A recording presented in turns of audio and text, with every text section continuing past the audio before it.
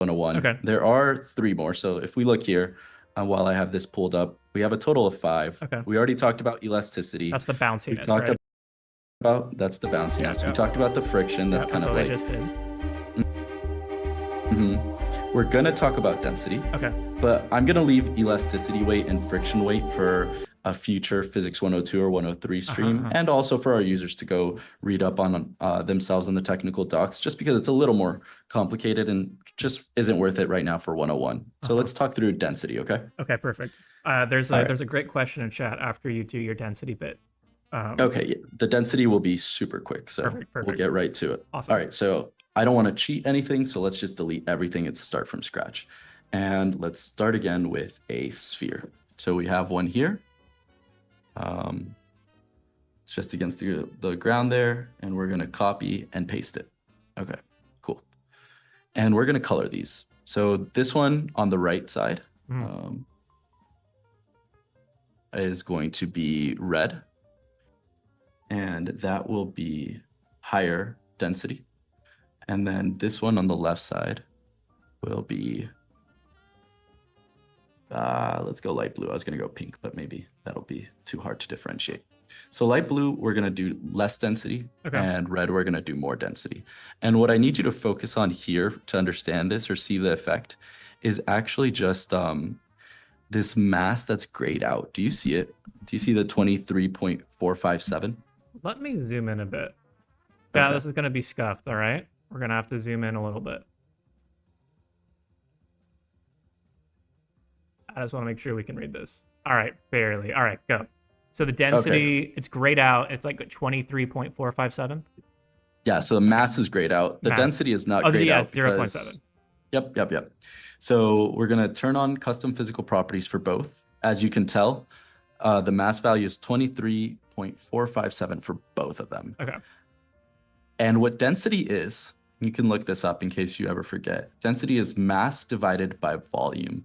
And the way to think about it intuitively, please don't quote me in a physics classroom, is that density is kind of like the thickness per se. It's like given the same volume of an object, so the same size sphere, if one is thicker, you'd expect it to be like heavier, right? Oh, interesting. So higher density, usually higher density for the same volume means higher mass, and we can see that.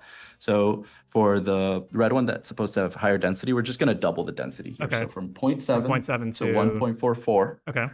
And let's look at what happens to the mass as soon as I press enter. So it goes I just zoomed back out. All right, I'm gonna have to zoom back in. So you're doubling it, right? I'm doubling it. I haven't pressed enter yet. You let me know when you're ready. Okay, let me zoom back in with this really scuffed zoom. Here we go. All right, 1.4. Okay, ready, go. All right, ready? Yeah. And we see that the mass exactly doubles. It doubles it, like exactly. Wow. Exactly doubles. Just like that, just mathematically simple as that. Easy peasy. Same size ball. One just is a lot heavier because it's a lot denser. Or by a lot, I mean double. Literally double. I mean, that's a lot. I'd say that's a lot. Yeah. All right, so this actually is a really great segue to the question that was asked after I finished zooming this out again. Okay, so the question that was asked is related to density and then how, like, basically why that stat matters.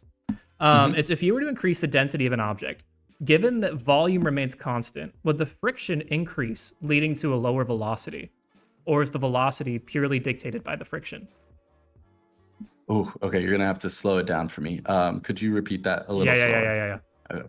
I could also copy and paste it for you. Sure, you're going to message it to me? Yeah, let me just ping you here. Okay. So that you can also read it. So I'll read it again. It's if you were to increase the density of an object, given that volume remains constant, would the friction increase leading to a lower velocity, or is the velocity purely dictated by the friction?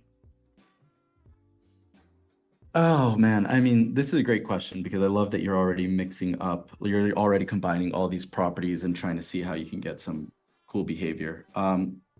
It really depends case by case. So for a ball, we already said that because it's rolling, the friction doesn't affect it. So here, these should, and let's just test it. I mean, these should roll the same speed. So if we do that and scale it up, go like that, and then rotate it 90 degrees. Oh, oops. All right, rotate this 90 degrees. Scale it to the side. And then we take these two that have this different density, right? So yeah, because the red one's heavier, right? The red one was double. Yeah. Okay. Yeah, I'm gonna double check that because I don't want to screw up the question. But if we put these both here, okay, so these are in the exact same spot, and then red has 1.4 as density, and blue has 0.7 as density, and we just run it. I'm pretty sure they just run at the same time. Yep, there we go. So I could show you the proof where the mass basically cancels out of the equation for the speed of the ball. But honestly, I think the most fun way of exploring these questions are just to build it out yourself. I mean, that's the beauty of Roblox. It's like, hey, I have this question as to whether or not density affects the ultimate velocity. No need to go do the math. Just build it out and test it. Yeah, exactly. But yeah, to answer this question, if you were to increase the density of an object, the velocity in this case stays the same because friction isn't affected. All you see here is that it's the gravity's acting on it, and gravity will act on both objects the same. Got it. Because it's a global setting. Yeah, exactly. Got it. Okay, sweet. Nice, so that's density. Literally just double the mass stat. That's right. Easy peasy. I think we have aerodynamics next. Is that correct? Yeah, that's right. All right. Which is actually great because you suggested that, or you hinted at, that aerodynamics would be more efficient at slowing down, the spheres rolling down the hill instead of the friction for the cubes. Yeah, that's right. Let's do that example. I think that'll be really fun to do. So, okay, so the first thing that you need to do if you want to mess around with aerodynamics is it's currently a studio beta feature. So you're going to have to go here to File and then Beta Features, and then turn on aerodynamics. And then you can click Save. And you actually don't need to restart it right away. It should just automatically work. All right, so we have aerodynamics enabled there. And the last thing you need to do here is go to your workspace and change the fluid forces from default to experimental. So now we have air in the general world, and that means that we'll have air resistance. So let's build out that exact example that we had before. So we're going to make a ramp here. I really should just have a ramp on deck. I keep building. You keep remaking the same ramp. I keep remaking them, but it's actually pretty fun to use these tools. So no regrets. Again, because it's intuitive. Yeah, it's just pretty fun. All right, so we're gonna move this down. And then let me just rotate it so I don't have to move my camera. So we're gonna rotate this 90, and then let's just, all right. That looks pretty good. I don't see why not. Maybe a little lower. Okay. And once again, we're going to anchor it. We don't want it to move. We just want to see the different behaviors of the balls. So once again, let's create two balls here. Let's move it here. Ooh, let's not make that mistake again. We're going to move it there. Copy paste it so that it's side by side. And then move them onto the ramp. Okay.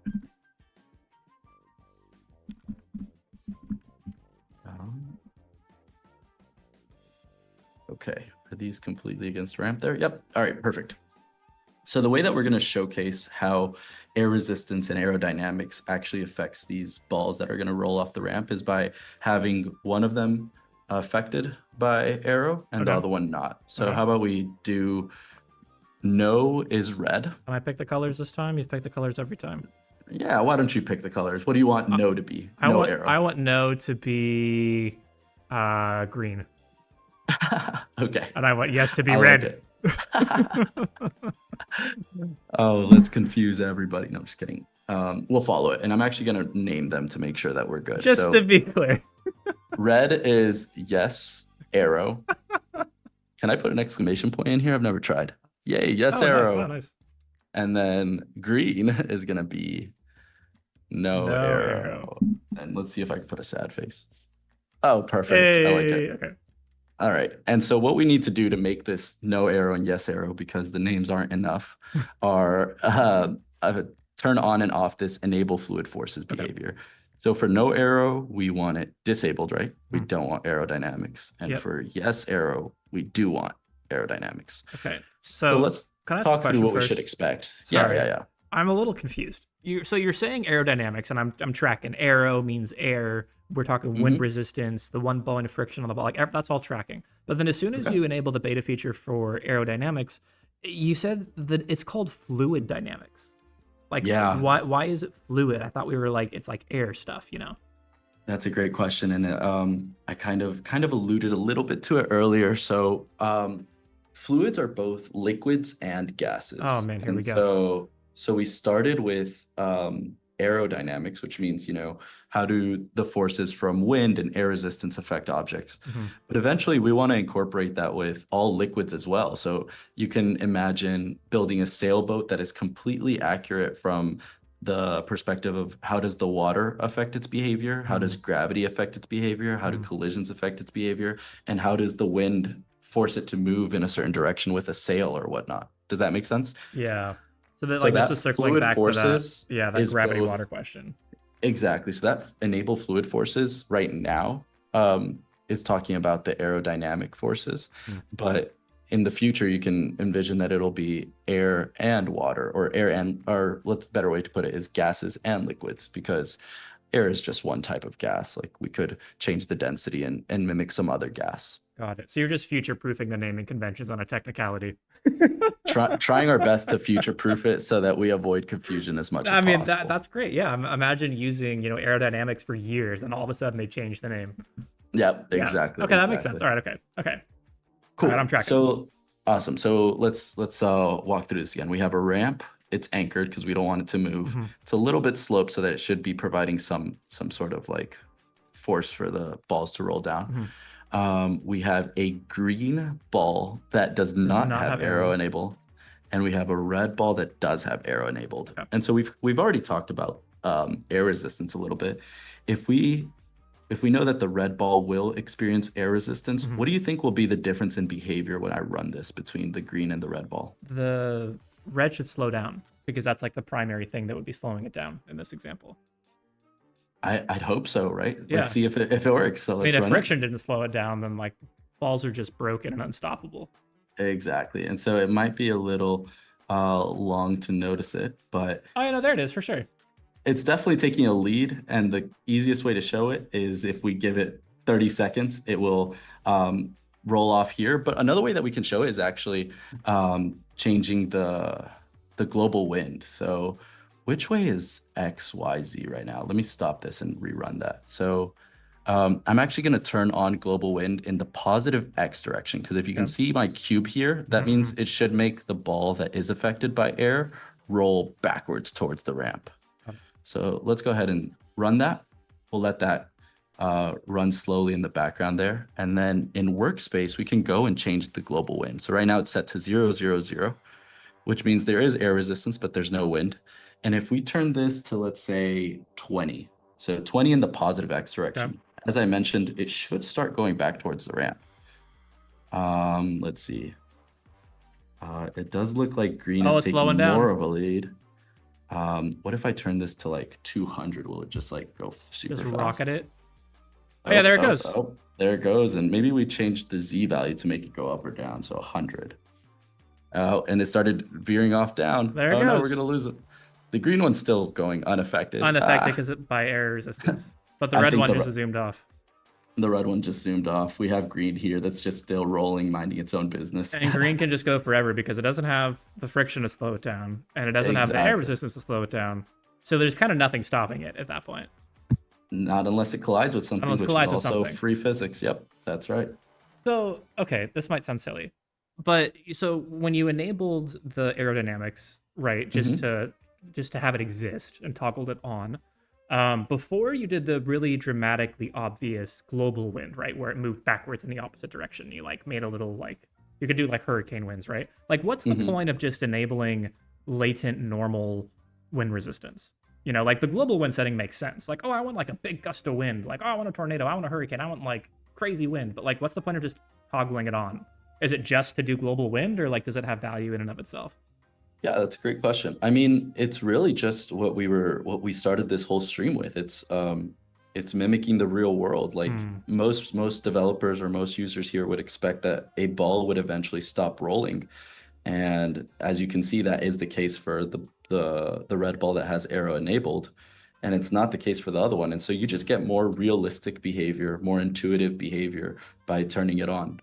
You can always use it for gameplay specific stuff, as you mentioned, with like applying some sort of wind. But also what this does is it enables stuff like if you have an airplane, for example. Mhm.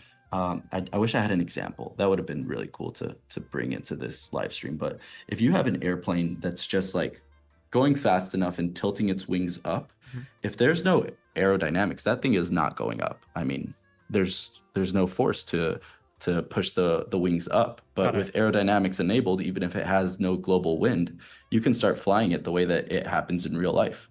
Interesting. So in the same way, like if you jump out of that airplane with a parachute, like you have gravity, sure, then that exists free out of the box. But if you keep gravity so you fall at all, but then you Yep. have aerodynamics enabled, the parachute would actually impact the rate at which you fall. You're picking up on this really quick. Yep, that's a great example. I mean, with aerodynamics enabled, you'll get a realistic parachute behavior where you actually kind of glide down and slow down. But without aero enabled, without any air in this experience, like that parachute's just gonna fall down At the the same same rate as speed. you with the Yep, gravity. exactly, 100%. Let me show you another fun thing with aerodynamics here that you can see some more custom character behavior. So all we're going to do here is, as you remember, aerodynamics is enabled and we have global wind set to 0, 0, 0. Okay, so no Um, crazy winds, but aerodynamic does exist. exactly. Air exists. And we Oh, do okay. play here. We just have our Oh, for your character character. walking Okay, around. okay, okay. Yeah, yeah. So if we were just walking around here, cool, right? Fine. Remember the jump is kind of affected by the gravity, but you could also have it affected by wind. And the way to think about it is that wind is just applying a force in a certain direction. So we can apply it in the X direction, which if we remember is to the right. Let Mhm. me double check that. So positive X is to the right, positive Z is towards me. So if we play here, and we go and turn those values up, we'll see what happens. So for global wind, let's put an X value of like 600. Or yeah, 600 should be good. Oh, he's already Oh, starting. shoot. I am not touching the keyboard. He's just slowly starting to be blown away by the global wind. He's slowly moonwalking. No, I'm just kidding. It does look like he's moonwalking, but you can see this behavior a little bit more where I try to run left and then slow down, and especially when I jump. See, Oh, I'm shoot. jumping left. Yeah. And I'm getting blown back right. But if I run right and jump, I like, Oh, look at that. and that's all from this global wind. And let's see, if I turn this to 0, you'll see that that's not the case. I can just walk left, walk right, jump right, all normal. Yeah. But I can also turn up the Y value here. So this is literally pointing up into the sky. And if I give it a value of like, let's also try 600, because why not?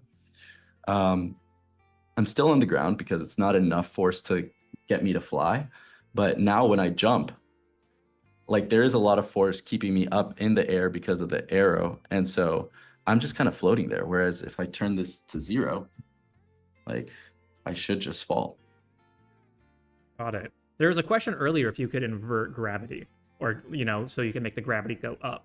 And it sounds like Yeah. that you can't. So gravity's always down, but you can kind of have a similar effect by doing arrow in the Y direction. Is that accurate? That's one way of viewing it. Yeah, I mean, gravity, let me double check to make sure that I'm not lying. Yeah, gravity can never be negative. Okay, perfect. So it's always going to point down. You can have it set to 0, but that just means there's no gravity.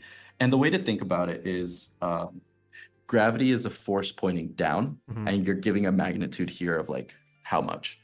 And global wind can be a force going up. So if I put this to 1,000, for example, that's actually going to be so much that my character just starts flying. So you can never change gravity so that your character starts flying, because we don't currently let you change the direction of gravity. Yeah, because we're trying to be realistic. It's like a realistic Exactly. physics engine. Exactly. But with wind, you can set a value high enough that you start changing the behavior by either jumping higher or just flying the way you saw me there, or combining these crazy values of like, imagine both X and Z are affected. So we'll do double the value in X as Z, but still a lot. And then I start getting pulled in, like diagonally back to the right. Like all this is possible through aerodynamics. And it just happens to be that if you set it in the Y value, it's counteracting that of gravity. Makes sense. Sick. Following so far, any other questions that we should take care of? This might be out of scope, but there was a question of somebody was wondering if they wanted to make a tree not be impacted from global wind. Would you just anchor the tree? So well, the question is, if you wanted to apply aerodynamics, to example a tree, would anchoring the tree model cease the aerodynamics? Yes, in that the force would not affect the tree, but also if you remember, we already did this with the two parts, and all you need to do is turn off the enable fluid forces. So if you want the tree to be subject to other forces, let's say the tree is a heavy tree, but if you run into it with a car, you want the tree to move, but you don't want it to be affected by wind, all you need to do is click on the tree and turn off enable fluid forces. You don't even have to anchor it. You can just turn off. You don't even have to anchor it. Yeah, exactly. But if you just don't want the tree to be touched at all by any forces and you just want collisions, then you can anchor it. And if you don't want collisions, then just go turn off can collide. Easy peasy. That's actually insane that you have like 3 different tools, like levers you can pull. You can anchor it, you can turn off fluid forces, you can turn off can collide, all on the individual part level. None of those are global settings. Yeah, on that individual tree, you can customize it. And this is just Physics 101. We got a lot more stuff, a lot more cool stuff that you can do with this really cool physics engine. Bananas. All right, hey, so at 3:55, we got around 30 minutes left. 15 of those are Q&A, which means we got about 15-ish to talk about constraints. All right, let's do it. So quick context for constraints, though. Or I guess to recap. So we just covered a bunch of things that came for free that you might not realize come for free. So gravity and collisions, material properties, and aerodynamics. And we did a bunch of examples showing all of that. But now for the second part, you mentioned there's 2 parts. That was the first part. This part is now getting a glimpse, like a beginning peek behind the curtain of tooling of how you can like customize the free stuff that we get further, or like examples of how that could be used more advanced. Is that correct? That's correct. And I'll add a little caveat that we already showed a little bit about the customizing that free behavior through properties, which were like, is this part anchored? Is this part set to can collide? Does this part have fluid forces enabled, etc.? So this is already customization of the free physics, but right now the constraint side of stuff is specific tooling that is really, really powerful, really cool stuff that I'd love to show off a little bit. Yeah, let's do it.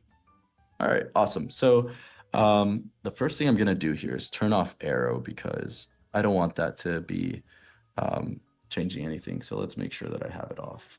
Go to beta features, turn off aerodynamics, save. Don't need to restart that. All right. Cool. So at a very high level, what constraints are they are tools that are meant to constrain the motion of specific objects in your experience. And I know that sounds silly to use a root word in the definition, but let's talk through it in terms of the 2 categories of constraints. So can you see my technical docs I can. website here? Can you? Okay, awesome. Control plus, can you zoom in just a bit? Yeah, absolutely. All right. Perfect. And then Mod, could you share the link to this to people if chat, if you guys want to bookmark this, if you want to look at it later. This is really, really handy. Awesome. Yeah, so we have 2 classes of constraints. We have the mechanical constraints, which constrain how objects move with respect to each other. And so the easiest way to understand this is by looking at some of these wonderful videos that our teams have put together. So we have a hinge where something can rotate about another object, as you can see here. Are you able to see that, Dux? Perfect. It's awesome. It's playing. Yeah, we have stuff like a spring. This one's really fun to mess around with.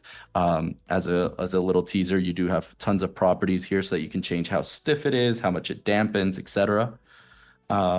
We also have a rope, which is always useful, and it behaves exactly as you'd expect in real life, where you can set the length of the rope, and then it actually does have a mode where it can become a winch, and it like kind of like pulls it in, kind of like a tow truck type of deal. But that's not for Physics 101. We'll get that there eventually. So that's mechanical constraints. Honestly, my suggestion is for anybody who's curious, just go to this doc and just look at the videos and read through these short descriptions. And I'm sure you'll be motivated to try something out here because they're so cool. And then the second half of it is mover constraints. And this one is something that we'll go over in future sessions because today I really only want to go through the hinge constraint. But the way to think about mover constraints is that they make objects move either linearly or rotationally by controlling their position, their velocity, or their acceleration. Okay, that's a lot of words. Can we watch a video really quick to see what that looks like? Yeah, exactly. So here you'll be able to make this object move linearly by controlling its velocity on like how fast it's moving in a certain axis, but indicated by that blue arrow. Interesting. The analogous version for rotational is just rotating at a certain speed. But you can also change, you can also control its acceleration, which is done through force. So it might be a little hard to note here, but if you are applying a constant force to an object, it's actually going to accelerate. So here its velocity is getting quicker. It's getting higher as time goes by.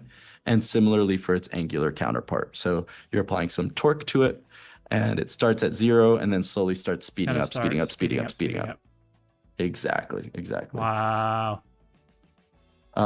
So this is probably going to be a Physics 102 topic, but I did want to highlight this just so that once again, those who are curious can go read our docs and look at these videos and try them out in studio. Honestly, the best way to learn is always to just tinker around with them. Got it. So mechanical constraints is what we're covering now, and then mover constraints are kind of a teaser, forward-looking, that are a little more advanced. Exactly. And we're only going to cover one of the mechanical constraints because it'll give an intro into how our constraint system works. Got it. And so what I propose we do is we build a basic hinged door, something that most users probably see every day and can kind of intuitively think about when they're building. How does that sound? Let's do it.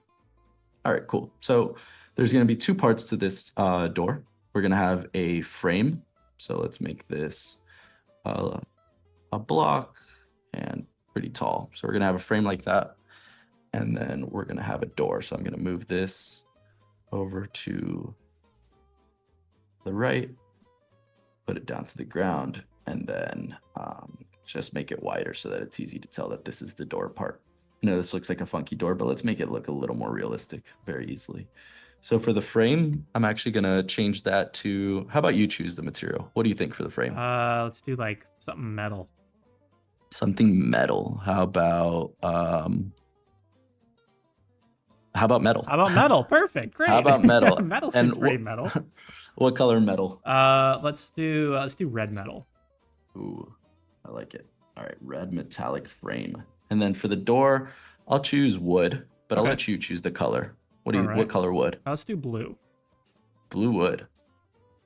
I love the creativity. Let's do this blue. Oh my gosh, it's so blue. Maybe a little lighter blue. Yeah, sure. Why not? A little less jarring. So we can see what are that called in their seams? What are those called? Are they striations? Striations. Is that the right word? Fibers? I'm not sure. This is physics. All right. Anyway, making it's just materials. Yeah, exactly. Cool. So we have our frame and we have our door, and now we just need to constrain it with a hinge. And so there's two ways of going about this. You can either use our constraint tool here that's under the model tab. Right here under create, you can pick which one you want to use. Or the other way of doing this is, and also what I'm going to do here is change the name here so it's a little easier to reference. We're going to put that as frame, and then this one should be door. Oh, it's wood grain. Wood grain. Thank you. See, I'm assuming that's an audience member, right? Yeah, that was a mod. Shout out to the audience. We appreciate y'all. Cool. So we have a frame and we have a door. And the second way of doing it, if you don't want to use this constraint tool in the ribbon, is to go ahead and, for example, add a hinge constraint instance. So you can add a hinge constraint, and hinge constraints operate using attachments, which we'll get into. But if you do it this way through the Explorer, you'll have to manually parent the attachments. I'll get into it. My preference is always to use the constraint tool because it's a little bit easier. Okay. So, could you show us from the beginning? So if we have the two parts here, and there's this confusing word constraint that isn't really clear what it is, the first step would be to go up to that tab under what are we in model? Yeah, so we'll go from home to model. Model. And then under the constraint section, we're going to go to create and select hinge. Got it.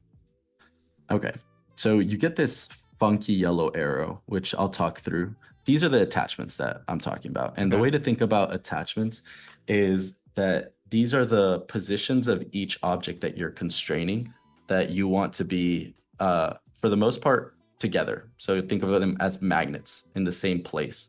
I'd say for the most part, because in certain cases, like a spring or a rope, they're actually meant to be distanced. So you can imagine like the ends of the springs are the attachments, or the ends of the ropes are the attachments. Oh, sure. Okay, that seems to make enough sense. But for the hinge constraint and for most other constraints, they're actually just kind of magnetized. And so I clicked the first one, right? I want to. So the first air quote magnet, the first attachment. And if you see here in the Explorer, I actually got parented to the frame, which is exactly what I want. And then I'm going to pick the point closest to it right here on the door. But I'm actually going to make sure that this is 0.5 so I can get a little bit more. I want it to be right on the edge like that. Okay, so we constrained it. Now let me talk through some of the confusing parts because I know this is a little confusing. As I mentioned, if you were to do this via the Explorer, you would have to create a hinge constraint, as you can see here, and two attachments. And what this tool up here did is it automatically parents these two attachments that used to be empty. So if I go here, right click and go to reference object, you see that this is the attachment. Yeah. And similarly, attachment 1 is the second one. So if I were to change the name here and do frame attachment, and maybe I can do this quicker, door attachment, take off that one because it looks a little funky. So now I have frame attachment and door attachment. As you can see, they were automatically parented here under hinge constraint. So are you following so far? Would it be accurate to say that a constraint in like a metaphorical high level way, if the attachments are like magnets, the constraint is like the system that holds the magnets? I know there's exceptions because of course some attachments are like at the end, like a rope or a spring. But if you say like, oh, I'm going to use this constraint, mentally you can almost view it like, okay, I'm going to use this system that's going to involve 2 points called attachments that will kind of sort of work like magnets most of the time. Exactly. And the system is what dictates how these 2 parts can behave with each other. So got it. If you think about a hinge on a door, all it's really saying is like, how can this door rotate around the frame? And so a lot of this, as I mentioned, is easier to understand if you just tinker with it. So we set up the hinge constraint. Let's just do play here and see what happens. Okay, the first thing we learn is that I created a huge door. So let's see what happens here. And I push it. Oh, weird. It completely just fell falls over. Yeah, I think this is time for another quiz question. What did I do Anchor wrong? the red part. That's right, exactly. All we want is for the door to move. And so what I'm actually going to do is make this a little bit smaller. So let's scale this down. Cool. We'll scale it to 8. And that's right. We don't want the frame to move, right? Only the door. We only want the door to move. And so what happens if we play here? Okay, so first thing to note, actually, because I think it's really important to walk through this slowly, we're just going to run it. We're going to see what happens as soon as I press run. Okay, not play, just run. Just run. Just the physics. Did you see how? Together. Yep. And if we take a look, that is because, as you mentioned with these attachments, They're kind of like magnets. So there's the attachment from the frame, Mm-hmm. and here's the attachment from the door. I Got it. promise you I'm selecting two separate Oh, but things, they're but like they're right on top just of each other. exactly. So is All that? right. Could you show again? If you just hit play, so we can see it snap back Yeah, in. so if we just press run here, it just snaps there because that's where the attachments are told to go. Perfect. Oh yeah, I said play. I meant run. You got that. Thanks. Yep, exactly. So then you mentioned that you changed your stud distance specifically so you could put the attachment at the end of the door to get them lined up Mhm, precisely.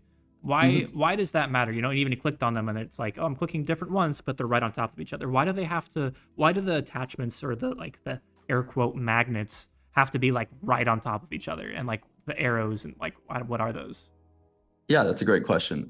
So the reason that they need to be right on top of each other is because if we don't, so let's just see what happens if we move them. The way that our system is set up, so let's just put it right in the middle. We moved it over 4. We can remember that for next time. Okay. If we don't and we run, our system is set up so that two objects that are constrained together Mm-hmm. with this hinge constraint, they can't collide with each other because um, if you remember, let me undo that and run through. So right now we have the attachments in the right place Yes. and we run it. If we take this object and move it, which should move with the hinge constraint, so you can see that it's like rotating about. But if we Yeah. zoom in, you see this clipping. Yeah. This is intentional. It's so that, this door is meant to rotate about this frame. We don't want to make it extra complex for you and make it so that you have to think about every single corner. What most developers usually care about is, does this door rotate about this frame? And if so, where's the axis of rotation? And so what I'm getting at with that is if I have the attachment somewhere in the middle, Mm-hmm. it's going to give really funky behavior. Oh, got it. So since there's no collision, basically the magnets will overlap on top of each other. Like you can't stop their power.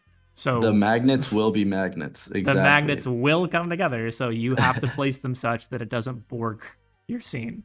Exactly. And so that's why you want them to be right where you would expect them to be in real life. So you would want to attach the edge of the door with the edge of the frame. And that way, when you run it,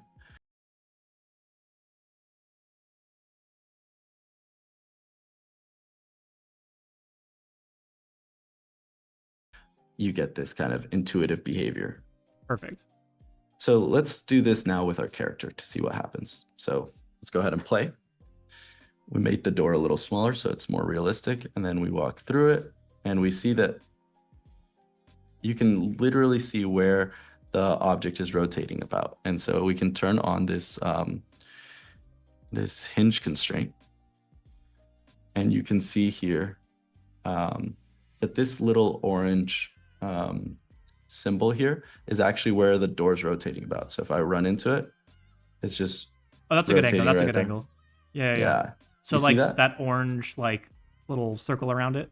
Mm-hmm. So That's the rotation axis. So if you want to know where it's going to rotate, know that it's whatever the attachments are on, it's going to rotate around the circumference of that orange circle. So it's going to Yep. follow the outline of the circle. So since that is horizontal, the door is going to be doing the swinging motion that we're seeing here. Yeah. And so the important thing to know here is that this orange circle is dictated by the primary axis, which is the yellow axis, the yellow arrow. Got it. And we'll get to the importance of the secondary one. Mhm. But the thing to know here is that each constraint uses the primary and secondary axis in their own way. With respect to the hinge, it tells us how is this object allowed to rotate. And so if it's allowed to rotate about this yellow axis, that's why both of these are set to yellow. Got it. Pointing up, that's where it rotates. I have another quiz question for you. Yes. So you noticed that when I push this door, Mhm. it eventually slows down. Why do you think that is? Oh man. Well, there's enough surface area on the bottom of the door that it's probably friction because aero is off, right? Fluid dynamics are off. So the only reason why I would stop is friction, right? Friction, final answer. Exactly. And Yes. you're absolutely right. So we can actually change this so that if we select this door and then scale it up just a little, just enough for there to be Off the ground. off the ground. And now we walk through it, it's just going to go for a lot longer. It eventually, oops, unless I run into it, it eventually slows down because we did put some friction in our hinge so that it wouldn't float forever, but you can already tell that it's rotating a lot longer than it used to. Got it. So can you select the attachment again for the arrows? Yeah, of course. So we have the door attachment here. Yeah. So and the yellow one, right? You said that's the primary axis? That's the primary axis. So if we're talking, these are a hinge constraint, right? And you're mirroring reality. A lot of doors have multiple hinges, like one at the top and one at the bottom, or one at the top, one in the middle, one at the bottom.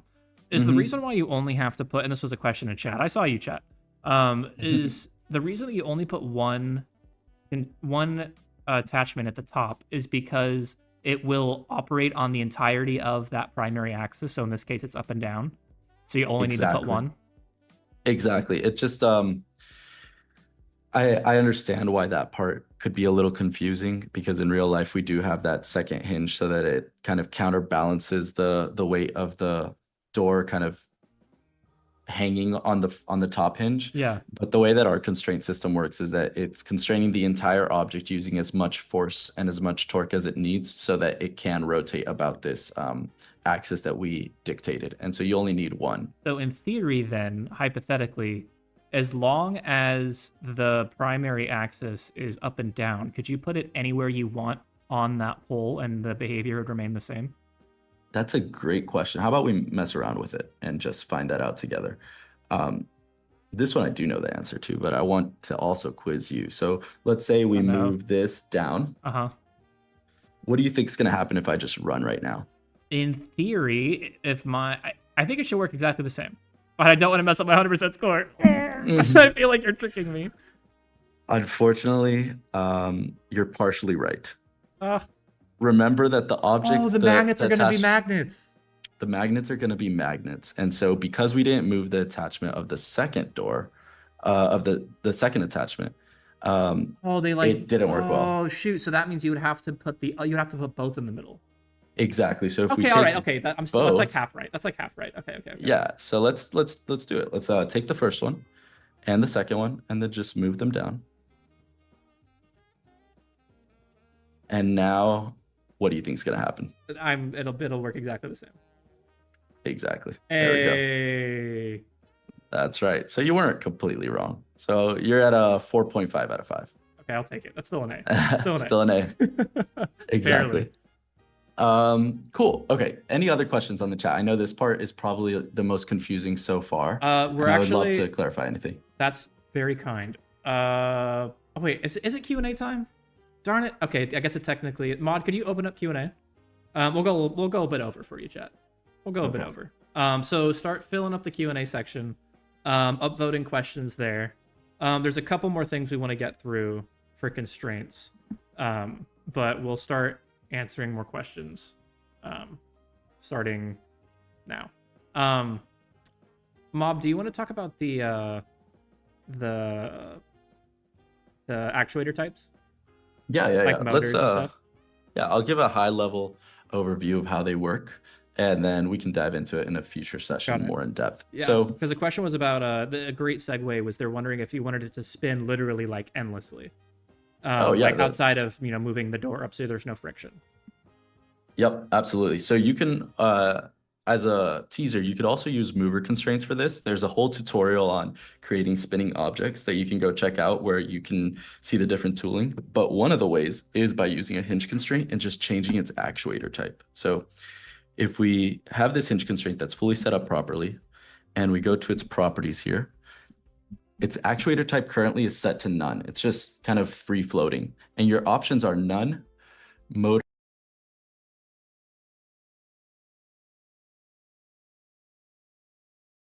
and servo. And so if we click motor, we get this new set of properties that we can change. And if we go ahead and change it so that its angular velocity is 10 and its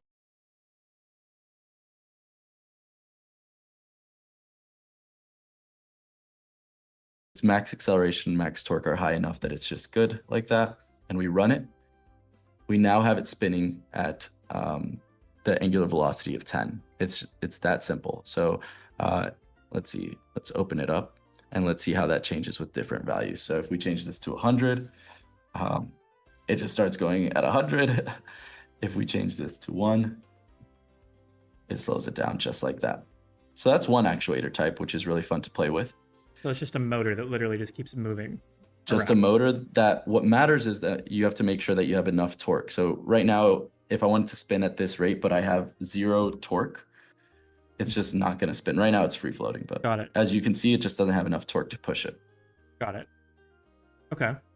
This is a great segue. A Q&A actually is about one of the next actuator types. It's what if you don't want the door to make a full rotation? What if you want it to just work like a normal door? Like what the suggested question is, would you just use friction for that? If like how do you make it not do a full rotation? Yeah, let's talk through two normal doors. So the first door will be, you know, most doors don't open 360 degrees. Yeah. They usually open 90 degrees each way. And so let's go into this hinge constraint and set it back to none so that it's working like a normal door. And then you see right below it has this limits enabled. And this limits enabled is where what the secondary axis starts to matter. So if we pull up the attachments, remember our orange arrow is pointing to the left on both of them right now, right? Mm-hmm.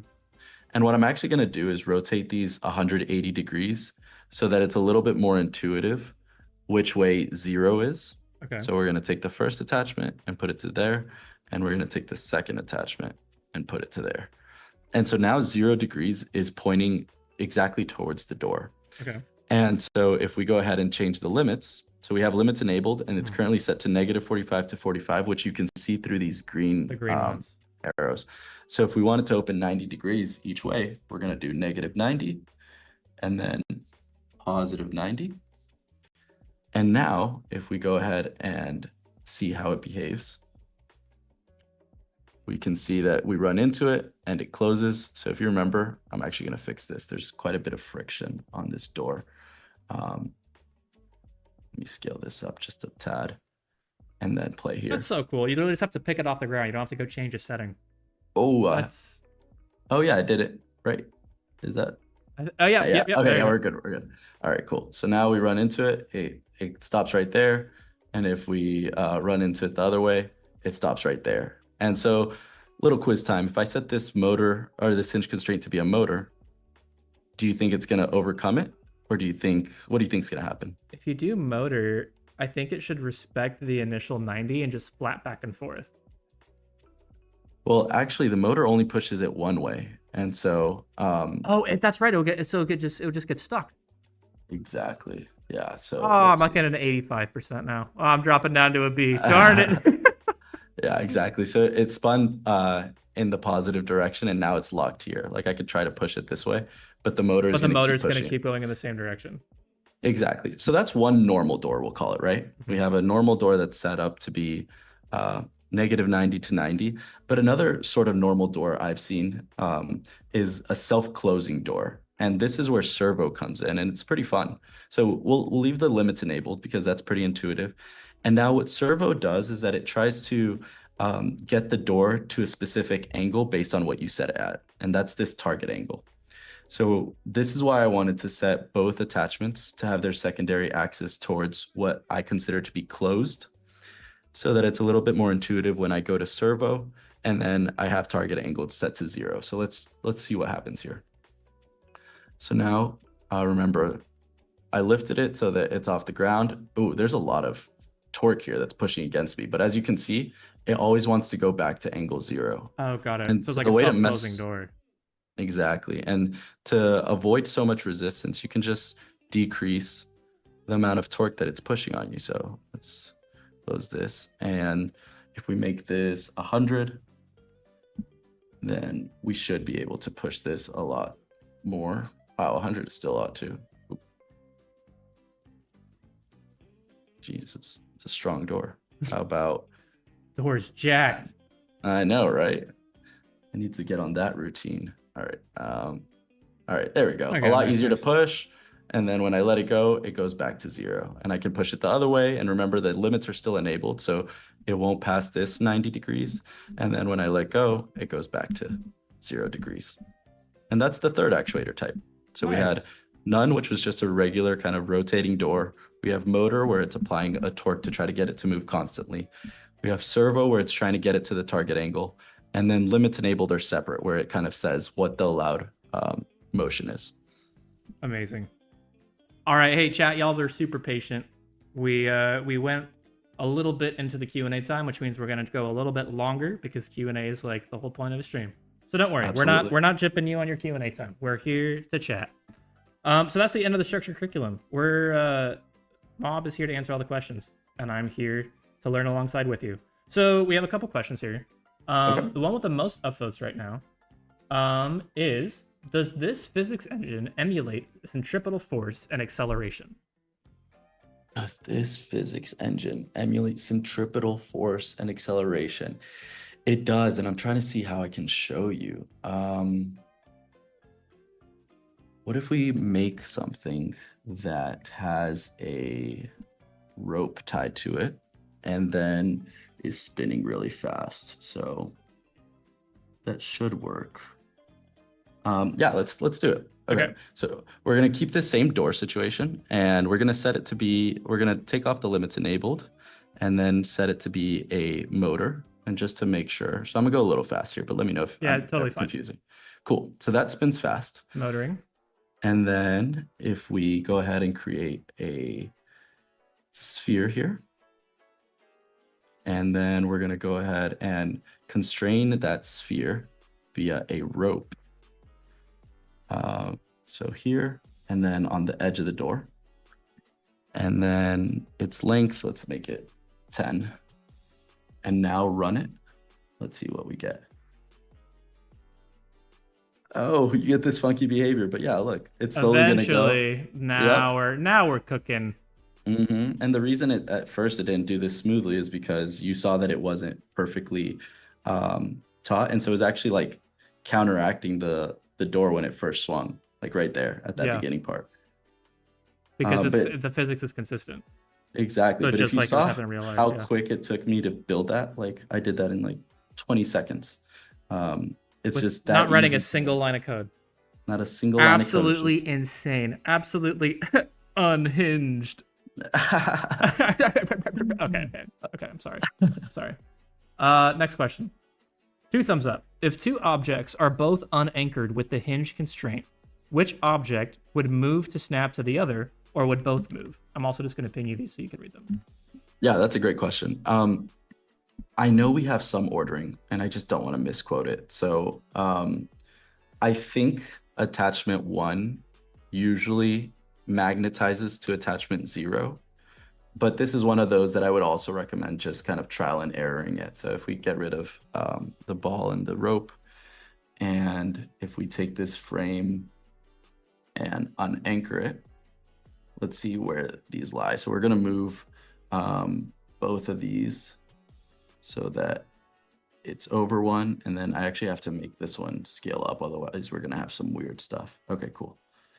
All right, so we have there, and we have this is the one from the rope. So we have the door attachment, we have the frame attachment, and the frame is right at the edge of this kind of gray block. So let's see what happens. So if we run it, oh, I forgot that it's still set to motor. Let's make sure we turn that off. Otherwise, we're gonna get some funky behavior. And we run it now. Okay, so it looks like they move towards each other. It literally was similar to a magnet. This one moved over a block, so if we stop it here, it kind of separate out. Yeah, so it's like, so it meets in the median distance between the 2. Looks like it. It looks that way. Honestly, it might be that it's based on the mass of the door. Like if this door that would make sense. Yeah, like let's see if we take this door and scale it. This is the super fun part of Roblox. Let's just, I guess I need to, oh, wait. Oh, you're still running. Got it. Yeah. Let's go here. Giga door. Okay. Yeah, but the frame is going to be tiny. Let's see. I'm pretty sure the door isn't going to move much. Yeah, it shifted over a tiny bit, but horizontally, the frame is the one that moved. So the object with more mass is the one that has priority in terms of put it another way, the object with less mass is the one that moves towards the one that has more. They both move. It's just proportional. So it seems like like as you can tell here, the blue door did move a It little did bit. move. Yeah, yeah, yeah. Yeah, but it moved a lot less than the frame because it's a lot heftier. Got it. Well, it is a Gigador. That's huge. It Well, is a okay, all Gigador. right. I have a question. I'm gonna jump in. if, Okay. if we go back to Gigador Okay. and we turn it into a motor and we keep the post comically small, Hmm. would that work? You would just be dependent on having sufficient torque to move Gigador. Wow, you actually got the exact terminology down. So I am going to anchor the frame. Yes. Okay. But let's set this to motor. And then this max torque, if we keep it at like 10, which is really low, I'm pretty sure this won't work because it's too low. Okay, so one, you see the attachments. So let's fix that. Let's stop this. Let's make this door attachment and move it down some. So we're going to move it down here so that Gigador is actually going to be in the air. Okay. All right. Nice. All right, Gigador is in the air, and we do have the hinge constraint set to motor, but it seems like we just don't have enough torque. So let's add maybe like 5 zeros here. Huh. Still That's not just enough. not enough, huh? Let's see. Door is 2 giga. Oh my god. Oh, there we go. You know what's fun to mess around with here, actually? So let's go something that's not enough, right? So let's stop this, run it. And we go to the hinge constraint. So this will be actually combining some topics from before. So this one, we added like 3 zeros or 4 zeros and it wasn't enough, right? Yeah, yeah. But it's probably because it's just too massive. So what if we take this door and We change lower its the density. density? So right now its mass is set to like 7,200. Do you see that? Yeah, it's It's a huge. huge mass. So what if we do like 0.00035? All right, so Oh, now it's it's set starting to to move. 200. Oh, there it is. Wow, Isn't so it's that like cool? making it out of concrete, and now it's like, made out of foam. Yeah, So it's still exactly. large. How interesting. Yeah, and so it turns out that the lower limit is 0.01, but between that and changing the actual max torque here, we can get different values. So we have there, but we could also set it to rotate really slow. Wow. Yeah, so this is combining, the exact torque that you thought of initially, but then you can also think, oh, if I have a lot of torque, then maybe I need to decrease the mass of what I'm spinning. You can go change the density. Got it. All right. I just want real quick. So for Okay. Gigador, there's a really good question here I want to ask. Okay. But what if you like for the use case of this? Like, so we're talking about spinning doors and motors, right? Okay. What if you could you just make this like an obstacle course in some way? Like we talked about before, like what if you wanted to move through, because what if your character collided with Gigador? Or what if you wanted to try to get through while Gigador was spinning? But there's this giant, but the door frame's in the way. Could you get all this physics, out of the box, really cool functionality, but in like a more abstract gamified sense? So it's not like obvious it's a door. Yeah, absolutely. So if I'm understanding you correctly, you kind of want to create an obstacle course where Gigador is the thing you're trying to avoid, and you don't even need to think about the frame, Yeah, right? exactly. Or even not just an obstacle course, but it's like if you have all this really cool interactive physics capabilities, it doesn't have to be like realistic in the sense of like a Right. door, but you can Yep. you can set up these really cool interactions that are rooted in physics principles. Mm-hmm. Exactly. So let's test it out. First, let's make sure that all this is moving properly. So I'm going to make this frame attachment move higher here, and then apply enough torque and lower the density of it so that we can make it spin, and then we'll just walk through it. So the density of this is going to be really low. And then if we go to the hinge constraint, we're going to make sure it's motor and it has a lot of torque. And for the sake of this, we're just going to make it like 2. So this ideally should make Gigador spin. All right, awesome. So we have it spinning here. And as it stands today, if we were a character playing around, I would need to avoid not only Gigador, I guess if I lower Gigador, but the frame. And right now we don't want that to be the case, right? And so first off, let's make Gigador. This one, let's move it up and then scale it so that it actually reaches the ground like that. So let me double check that this is working as intended. Now Awesome, it's a menacing Gigador. Now it's literally going to push me out, right? Yeah. And we want to create an obstacle course, but this obstacle course should only be around Gigador and not around this frame here. I'm going to get pushed out. Yeah. Anyway, I'm actually going to quiz you because I think that you have enough knowledge to know what to do for part of it. So there's two aspects to this frame that we want to ignore. We want the players to not see it, and we want the players to not be able to collide with it. Yeah. So which of these have we already gone through today? Can collide. So you can just walk right through the red part. Exactly. Which you need in order for the hinge constraint to work.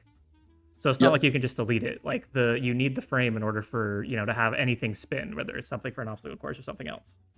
For this implementation, yes, but there is a tutorial that goes for creating spinning objects that goes through other Mod, can you options. link that? There's more in the rabbit hole.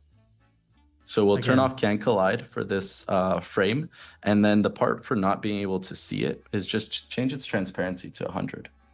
Oop, that's supposed to be 100, but it doesn't make a difference. Cool. So now you don't see it, and you can't collide with it. And if we take this hinge constraint, and we're actually just going to keep it at velocity 0 so that we can actually test it, and we play here, the frame is still there. So the frame is still here. But you'll be able to walk through it and you don't see it.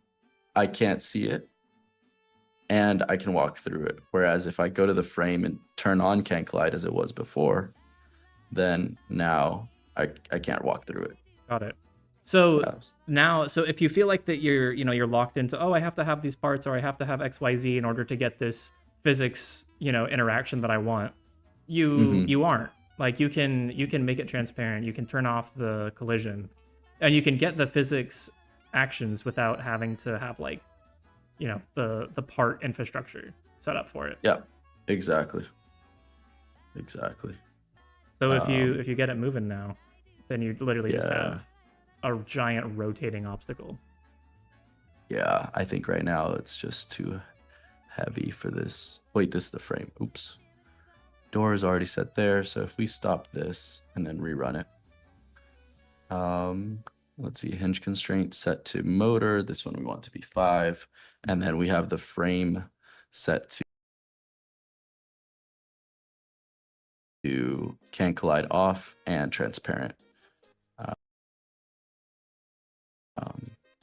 Let's see if this works. Perfect. Now all I'm worrying about is Gigador, but somewhere over here, if I were to get close enough to the frame, I wouldn't be able to run into it. Which is great. And you look at that, and it's not immediately obvious that there's no scripting involved with this. Yeah, no scripting whatsoever right now. But if you're looking, that could be a giant, fire tower. That could be anything you could imagine. And that could be some giant water spirit. Use your imagination for whatever giant thing you could have twirling around. And you don't have to code anything. That's the promise of Roblox. We want to empower your creativity so that you can think of I want this really fun obstacle course. Let me build it as easily as possible. And, as you pointed out, there is no coding so far. I mean, I haven't touched code a single time in this tutorial. Crazy. All right, we got questions. We're jumping back in. Up to the top. There was... Hold on. Okay. Is momentum a feature? Example, if a smaller sphere collides with a larger sphere, and the smaller is moving and larger is stationary, will there be an impulse on the larger sphere? 100%. So yes. Yes, 100%. And that's, if we have the audience asking about momentum, then they would love to go read about the other material properties with elasticity weight and friction weight, because we're kind of applying the same concept of in momentum, the object with the higher mass is usually affected less by a collision. Imagine a super heavy ball that's hit by a small ball. The super heavy ball isn't going to move much. And so similarly, they can go mess around and learn about the material properties that are weight related. So here, you can see elasticity weight and friction weight. And what these do is that when two objects interact, the actual value that you use for those collisions is weighted proportionally based on these weights. So if you have one object that has elasticity weight of 1, actually, let me see if I can pull it up here. Physical properties. Perfect. Yeah, so it's a little more mathy, but if you understand momentum, then I recommend you go down this rabbit hole of learning how the weighting behavior works for these physical properties. Amazing. That's so sick. All right, next question. Next question. Have, can you create a functioning seesaw? Or in general, when setting a pivot with an object, will there be moments about the pivot depending on the mass on either side? Can you make a functioning seesaw? Yeah. Absolutely. Yeah, just have the seesaw connected to the base with a hinge constraint that's set to none so that it can just freely spin. And then the amount of force that is going to be applied to each side of the seesaw will be based on, how much your character weighs. And you should be able to, like, if you can control the amount of force of up and down the way that you do with your legs in real life, then you can do that in Roblox as well. Nice. Does that make sense? I think so. I can try to do this, but I don't know how much time we have. It'd actually be a pretty fun challenge. Let's see. All right, this one should be a pretty quick yes or no. Can you add constraints to humanoids? So if you wanted to make a bungee jumping simulation. That's a great question. Yes, but at that point you do need to get into coding now because where you place the attachment, the humanoid isn't live right now in edit mode. And so you'll have to build this constraint with a script once the character is loaded in. And then you can say, like, put the attachment at the left foot and then put the other attachment of the bungee cord wherever that's supposed to be attached to the top of a bridge or whatever it is. And then that will work. But because the humanoid isn't created yet, it's not super, super easy. Got it. Does that make sense? Yeah. Cool. Makes sense. All right, so 2 questions left. Okay. One was from the very beginning. So we're going back from 4:15 Pacific time anyway. We're going back to wind. The question is, if I wanted to make only a certain place have wind, I'm assuming by place they mean section within their experience, should I make a script that adds velocity for parts that's in that windy area? So basically they're wondering if they can subdivide the global impact of the global wind. Yeah, so like if they want to have like a little hurricane corner. Yeah, I love the eager beavers in our audience. So currently, wind is only supported at the global level, but it is on the roadmap to eventually support localized wind so that you can do this tornado corner or a gust of wind when you are in some part of the obstacle course or something like that. But right now, it is just global. Got it. Okay. And last question. With the frictional... Okay, I can read, I promise. With the frictional inclined plane, shouldn't the mass of the sphere also affect how fast it accelerates down the ramp because of rotational inertia? I'm confused why different masses had no change. Sorry, could you repeat that one more time? With the when you had friction enabled on the ramp, and you had both balls dropping, shouldn't the density, the mass of the spheres, impact how fast they roll down?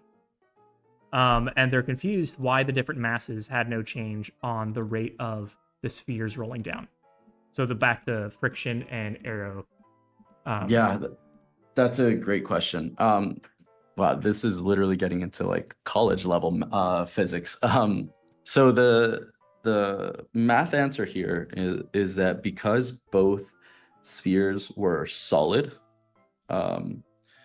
meaning one of them wasn't hollow, they have a moment of inertia that is proportional to each other. And so it actually ends up canceling out. Like both spheres are impacted by gravity. And so gravity is pulling them down, making them rotate. But because both have the same dense sphere and not one being hollow and the other one not, they actually just, the math on both sides of the equation of the equal sign, the mass cancels out. I wish I could prove it to you. I mean, I can look it up, but I rather show the proof offline because it's not the easiest to follow. Got it. So short answer is because the geometry is the same, which means dense, fully solid sphere. The mass of it actually doesn't matter for rolling down a ramp. Got it. So because the density is the same, the mass doesn't matter.